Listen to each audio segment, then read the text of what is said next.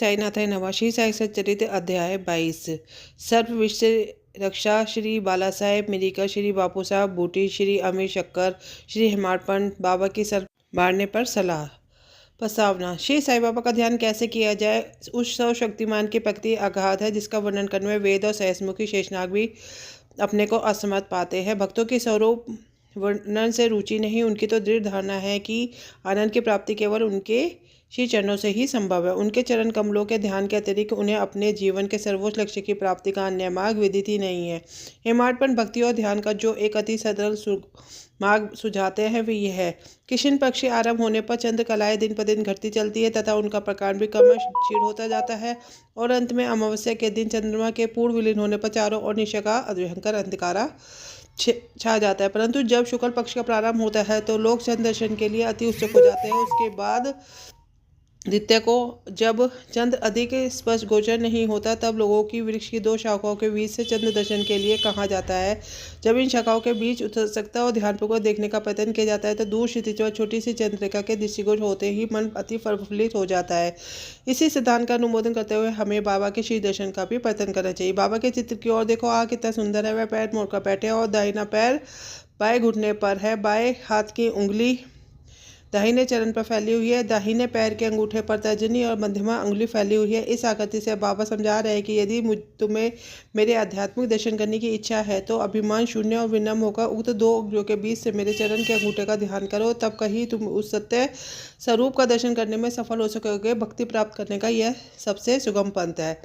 अब एक क्षण श्री साई बाबा की जीवनी का भी अवलोकन करें। साई बाबा के निवास से ही शिरडी तीर्थस्थल बन गया। चारों ओर के लोगों की भीड़ वहाँ प्रतिदिन बढ़ने लगी तथा धनी और निर्धन किसी को किसी रूप में लाभ पहुँच रहा है। बाबा के असीम प्रेम, उनके अद्भुत ज्ञान भंडार और सर्वव्यापकता का वर्णन करने की सामर्थ्य किसे है। धन्य तो वही है जिसे कुछ अनुभव हो चुका है। कभी कभी तो ब्रह्मा में निमग्न के कारण दीर्घ मौन धारण कर लिया करते थे, कभी कभी वे चैतन्य घन और आनंद मूर्ति मन भक्तों से घिरे हुए रहते थे। कभी दृष्टांत देते तथा कभी हास्य विनोद किया करते थे। कभी सरल चित्त रहते तो कभी कुद हो जाया करते थे। कभी संक्षिप्त तो कभी घंटों प्रवचन किया करते थे। लोगों की आवश्यकता के अनुसार भिन्न भिन्न प्रकार के उपदेश देते थे। उनका जीवनी और अगाध ज्ञान वाचा से परे थे।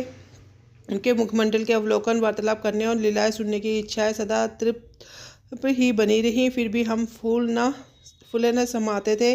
जलवृष्टि के कणों की गणना की जा सकती है, वायु की भी चमकी थैल में संचित किया जा सकता है, परंतु बाबा की लीलाओं को कोई अंत न पा सका। अब इन लीलाओं में से एक लीला का यहाँ भी दर्शन करें। भक्तों के संकटों के घटित पूर्ण होने ही उपसक्त पर किस प्रकार उनकी रक्षा किया करते थे। श्री बाला साहेब मिरिकर जो सरदार काका साहेब के सुपुत्र तरह कोपर गाँव के मामलतदार थे, एक बार दौरे पर चितली जा रहे थे। तभी मार्ग में साईं बाबा के दर्शनार्थ शिरडी पधारे। उन्होंने मस्जिद में जाकर बाबा की चरण वंदना की और सदैव की भांति स्वास्थ्य और अन्य विषयों पर चर्चा की। बाबा ने उन्हें चेतावनी देकर, क्या तुम अपनी द्वारका माई को जानते हो। श्री बाबा साहेब ने कुछ अर्थ न समझ सके, इसलिए वह चुप रहे। बाबा ने उन्हें पुनः कहा, जहाँ तुम बैठो वही द्वारका माई है, जो उसकी गोद में बैठता है अपने बच्चों को समस्त दुखों और कठिनाइयों को दूर कर देती है। यह मस्जिद माई परम दयालु है, सरल हृदय है। बाबा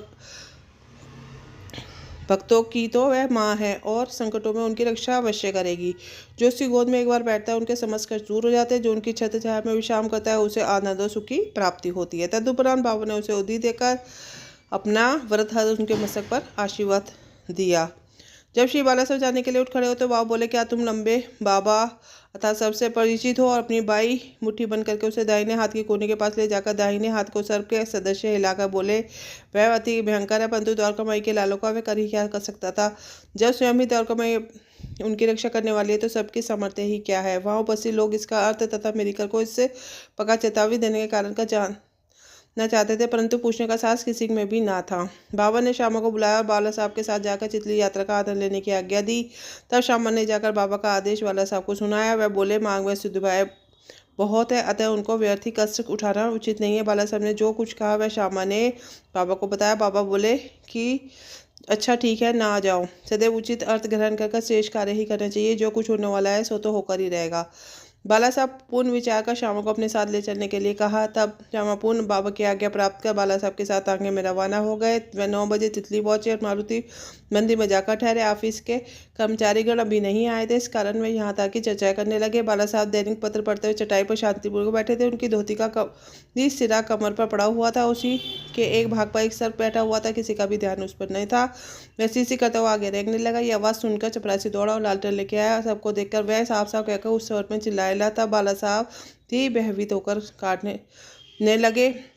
श्यामा को भी आश्चर्य हुआ। तब वह अन्य व्यक्ति वहां से धीरे से हटे और अपने हाथ में लाठी ले ली। सब धीरे धीरे कमर से नीचे उतर गया। तब लोगों को उसका तत्कालीन प्रदान कर दिया। जिस संकट की बाबा ने भविष्य की थी वह टल गया और सही क्षणों में बाला साहब का प्रेम दृढ़ हो गया। बापू साहेब बूटी। एक दिन महान जोशी श्री नाना साहब नेंगले ने बापू साहेब बूटी, जो उस समय शिरडी में ही थे, कहा, आज का दिन तुम्हारे लिए अत्यंत अशुभ है और तुम्हारे जीवन को भयप्रद है। यह सुनकर बापू साहब बड़े अधीर हो गए। जब सदैव की भांति बाबा के दर्शन करने गए तो वह बोले कि यह नाना क्या कहते हैं, वह तुम्हारी मृत्यु की भविष्यवाणी कर रहे हैं, परंतु तुम्हें भयभीत होने की किंचित मात्र भी आवश्यकता नहीं है।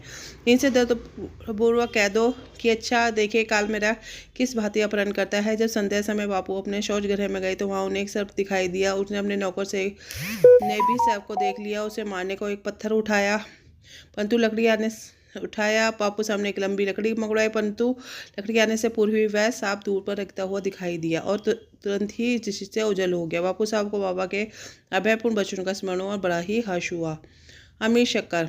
अमीर शक्कर कोरले गांव का निवासी था, जो कपरवाह तालुके में। वह जाति का कसाई था। बादना में दलाली का धंधा किया करता था। वह प्रसिद्ध व्यक्तियों में से एक था। एक बार वह गठिया रोग से अधिक कस पा रहा था। तब उसे खुदा की स्मृति आई। तब काम धंधा छोड़कर शिरडी आया। बाबा से रोग निवृत्ति की प्रार्थना करने लगा। तब बाबा ने उसे चावड़ी में रहने की आज्ञा दी।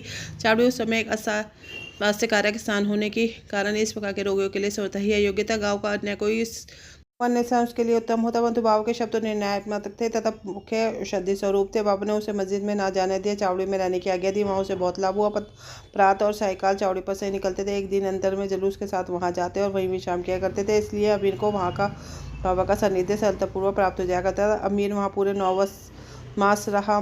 जब किसी अन्य कारण उसका मन उस स्थान से उग गया, तब एक रात्रि वह चोर से उस स्थान को छोड़कर कोपरगांव की धर्मशाला में जा बैठा। वहां पहुंचकर उसने एक फकीर को मरते हुए देखा, जो पानी मांग रहा था। अमीर ने उसे पानी दिया, जिसे पीते उसका देहांत हो गया। जब फकीर किंग तब वह विमूढ़ हो गया। उसे विचारा कि अधिकारी को किस सूचना देने वाला ही पकड़ा जाता है तो मैं ही मृत्यु के लिए उत्तरदायी ठहराया जाऊंगा। प्रथम सूचना के नाते मुझे अवश्य इस विषय की अधिक जानकारी होगी। सबसे प्रथम मैं ही पकड़ा जाऊंगा। तब बिना आज्ञा शिरडी छोड़ने की उतावली पर उससे बड़ा पश्चाताप हुआ। उसने बाबा से मनहीमन प्रार्थना की। उसी रात्रि बाबा का नाम लेते हुए पाँव फटने से पूर्व ही शिरडी वापस पहुंचकर चिंता मुक्त हो गया। फिर वह छावड़ी में बाबा की इच्छा के और आज्ञा के अनुसार ही रहना और शीघ्र ही रोग मुक्त हो गया। एक समय ऐसा हुआ, अर्धरात्रि को बाबा ने जोर से पुकारा तो अब्दुल, कोई दुष्ट प्राणी मेरे बिस्तर पर चढ़ रहा है। अब्दुल ने लालटेन लेकर बाबा का बिस्तर देखा, परंतु वहाँ कुछ भी नहीं था। बाबा ने ध्यानपूर्वक सारे स्थान को निरीक्षण करने को कहा तो वहाँ सटका जमीन पर पटकने लगे। बाबा की ये लीला देखकर मीर ने सोचा कि हो सकता है बाबा को किसी सांप के आने की आशंका हुई हो। दीर्घ काल तक बाबा की संगति में रहने के कारण मीर को उनके शब्दों का कार्यों का असमझ में आ गया था। बाबा ने अपने बिस्तर के पास कुछ देखता हुआ देखा। तब उन्होंने अब्दुल से बत्ती मंगवाई और एक सांप को कुंडली मारे वहाँ देखा तो जो अपना फन हिला रहा था। फिर वह सांप तुरंत ही मार डाला गया। इस प्रकार बाबा ने सामयिक सूचना देकर अमीर के प्राणों की रक्षा की। हेमाड़पन, बिच्छू और सांप। बाबा की आज्ञा अनुसार काका साहब दीक्षित श्री एकनाथ महाराज के 2 ग्रंथों भागवत भावार्थ रामायण का नित्य पारायण किया करते थे। एक समय जब रामायण का पाठ हो रहा था तब श्री हेमाड़पन श्रोताओं में सम्मिलित थे। अपनी माँ के आदेशानुसार किस प्रकार हनुमान ने श्री राम की महानता की परीक्षा ली, यह प्रसंग चल रहा था। तब श्रोतागण जन मुक्त मंत्र मुक्त हो रहे थे तथा हेमाड़पंत की भी वही स्थिति थी। पता नहीं कहाँ वहाँ से एक बिच्छू उनके ऊपर आ जाकर उनके दाहिने कंधे पर बैठ गया, जिनका कोई भान न था। ईश्वर की श्रोताओं की रक्षा करनी पड़ती है। अचानक ही उनकी दृष्टि कंधे पर पड़ गई। उन्होंने उस बिच्छू को देख लिया। वह मृत प्राय सा प्रतीत हो रहा था, मानो वह कंथा के आनंद में तल्लीन हो। हरी इच्छा जानकर उन्होंने श्रोताओं से बिना विघ्न डाले अपनी धोती के दोनों सिरों मिलाकर उसे लपेट लिया और दूर ले जाकर बगीचे में छोड़ दिया। एक अन्य अवसर पर संध्या समय काका साहब बाड़े के ऊपरी खंड में बैठे हुए थे। तभी एक सांप खिड़की के चौखट के एक छिद्र में से भीतर घुस आया और कुंडली मारकर बैठ गया। बत्ती लाने पर पहले तो वह थोड़ा चमका, फिर वह वही चुपचाप बैठा रहा, अपना फन हिलाने लगा। बहुत से लोग छड़ी और डंडा लेकर वहां दौड़े, परंतु वह एक ऐसे सुरक्षित स्थान पर बैठ गया जहाँ उस पर किसी के प्रहार का कोई असर न पड़ता था। लेखकों का शोर सुनकर वह शीघ्र उस छिद्र में से अदृश्य हो गया। तब कहीं सब लोगों की जान में जान आई। बाबा के विचार। एक भक्त मुक्तराम कहने लगा कि चलो अच्छा ही हुआ जो एक जीव बेचारा बच गया। श्री हेमाडपंत ने उसके अवहेलना का सांप को मरना ही उचित है। इस कारण इस विषय पर वाद विवाद होने लगा। एक का मत था कि सांप तथा उसके अदृश्य जंतु को मार डालना ही उचित है, किंतु दूसरे का उसका विपरीत मत था। रात्रि अधिक हो जाने के कारण किसी निष्कर्ष पर पहुंचे बिना उन्हें विवाद स्थगित करना पड़ा। दूसरे दिन यह प्रश्न बाबा के सामने लाया गया। तब बाबा निर्णायक वचन में बोले, सब जीवों में मैं समस्त प्राणियों में ईश्वर का वास है, चाहे वह सांप हो या बिच्छू, वही इस विष के नियंत्रण करता है। सब प्राणी सांप, बिच्छू इत्यादि उनकी आज्ञा का ही पालन किया करते हैं। उनकी इच्छा के बिना कोई भी दूसरों को हानि नहीं पहुंचा सकता। समस्त विश्व उनके अधीन है तथा स्वतंत्र कोई भी नहीं है। इसलिए हमें सब प्राणियों में दया और स्नेह करना चाहिए। संघर्ष बेमनस्य या संहार करना छोड़कर शांति चित्त से जीवन व्यतीत करना चाहिए। ईश्वर सबका ही रक्षक है। इसी के साथ साई सच्चरित्र का 22वां अध्याय पूर्ण होता है। श्री साई गुरु सद्गुरु साईनाथ अर्पणमस्तु। शुभम भवतु। ओम साईनाथ।